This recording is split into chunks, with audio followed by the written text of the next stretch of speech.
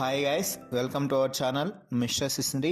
Big Boss Telugu season 8లో ఈ వారం నామినేషన్స్లో భాగంగా నిఖిల్ రోహిణి ఫోటో కాల్చి రోహిణిని నామినేట్ చేస్తున్నట్టుగా చెప్పడం అయితే జరిగింది. ఇక నిఖిల్ తన రీజన్గా చెప్తూ రోహిణి వైల్డ్ కార్డ్గా ఎంట్రీ ఇచ్చినప్పటి నుంచి ఇప్పటి వరకు ఒక్కసారి కూడా నామినేషన్స్లోకి రాలేదు. ఒకసారి నామినేషన్స్లోకి వస్తే కదా అభిమానుల్లో ఎంతటి క్రేజ్ ఉందో, ఎంత గ్రేస్ ఉందో తెలుస్తుంది. అలాగే ఈ హౌస్లో ఉండటానికి అర్హురాలా కాదా అనేది ఆడియన్స్ నిర్ణయం తీసుకొని చెప్తారు అంటూ రీజన్గా చెప్పడంతో రోహిణి తీవ్ర స్థాయిలో ఫైర్ అయింది.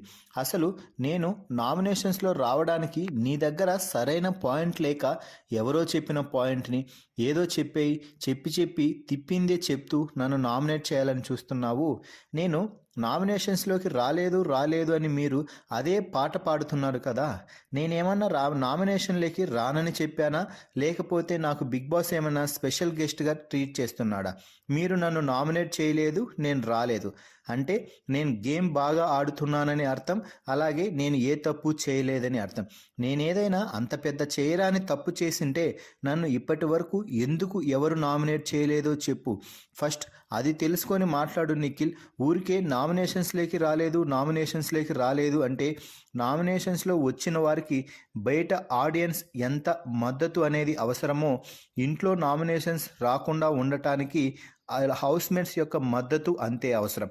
నేను హౌస్మేట్స్ అందరితో బాగున్నాను, నన్ను నేను నిరూపించుకున్నాను, ఓన్లీ కమెడియన్, వీళ్ళు ఏం చేస్తారులే అన్న వారితోనే పోటీపడి మెగా చీఫ్ అయ్యాను.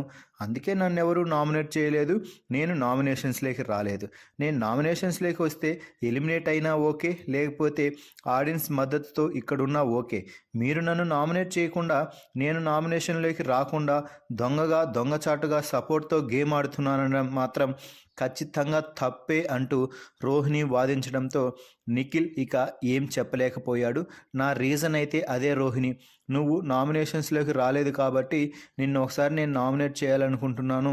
ఈ వారం నువ్వు నామినేషన్స్లోకి వచ్చి ఆడియన్స్ వద్ద ప్రూవ్ చేసుకొని టాప్ 5లో ఉండాలని కోరుకుంటున్నాను అంటూ నిఖిల్ అయితే చెప్పడం జరిగింది.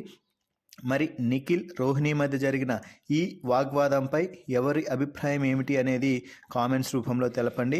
అలాగే ఈ వీడియోలో రోహిణి కరెక్టా లేక నిఖిల్ కరెక్టా అన్నది కూడా కామెంట్స్ రూపంలో తెలపండి.